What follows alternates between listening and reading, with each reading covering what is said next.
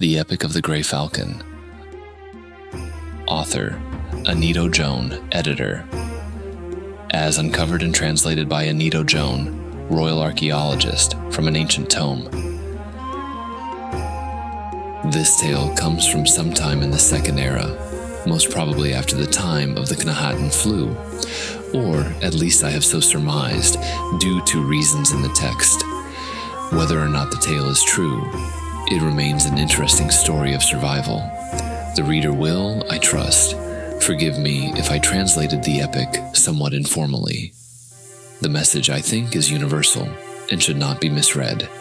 Enjoy, gentle reader. AJJ, the Grey Falcon, a small warship of the Somerset Isle, was patrolling deep in the ocean for a pirate that had been looting the coast. The first 3 weeks out were uneventful. 2 hours after sunset, on the 22nd day out of port, the lookout spotted a top of a sail in the moonlight just on the horizon. Sail, to starboard, forward quarter. The lookout of the Grey Falcon cried. The crew and captain of the Grey Falcon were quickly roused and stumbled to the deck. "'Tis the ship we're looking for, Captain," said the lookout. "All hands to battle stations, all archers to their posts," the captain yelled. "Full ahead!" The two ships closed, and a dark figure stepped out onto the forecastle of the pirate ship. The figure made a gesture with his hands, and a giant ball of fire streaked towards the Grey Falcon. The ball of fire struck the Grey Falcon in her sails, quickly catching them aflame. The figure made another gesture. Large bolts of ice streaked out from his hands and hit the Grey Falcon, just above and below the waterline, gouging large holes in her hull. The Grey Falcon was mortally wounded. The captain cried, "All hands abandon she," as he was cut off by a pirate's arrow shot into his throat. As the Grey Falcon, aflame and listing badly, plunged into the sea, one of her sailors, Derek Seaspit, managed to avoid the pirate arrows and spells, to make his way to a lifeboat, and lowered it into the darkness below. Just as the lifeboat entered the water, a quick gray shape jumped into it. Derek looked and saw it was Helnor Snarlsbane, a Khajiit mercenary assigned to the ship. The two rowed the small boat away as the Grey Falcon finished her descent into the sea.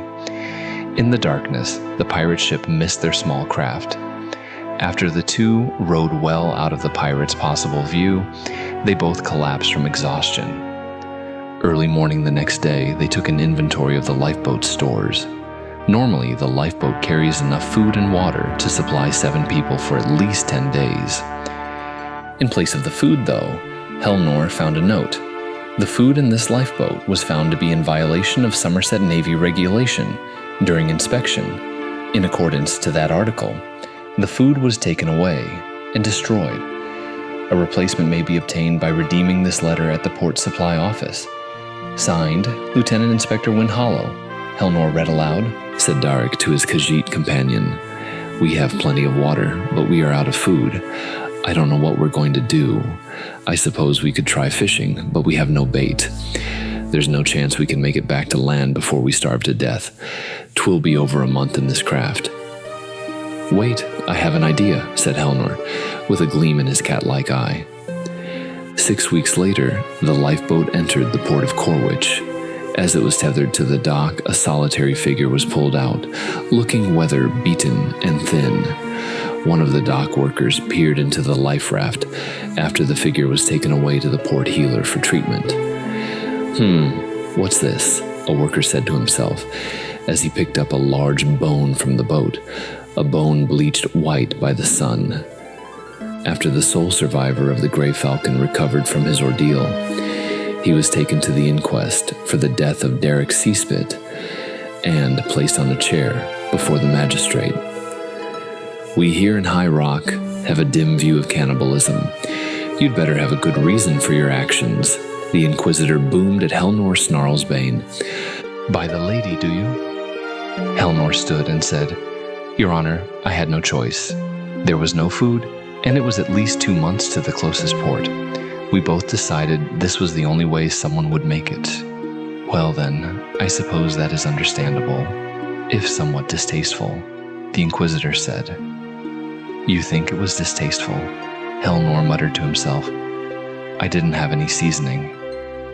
One final thing, Mr. Snarlsbane. How was it decided that you would be the one that would dine on the other? The toss of a coin? Helnor drew himself up and said, Your Honor, it was very simple. Derek Seaspit was a vegetarian. Case dismissed.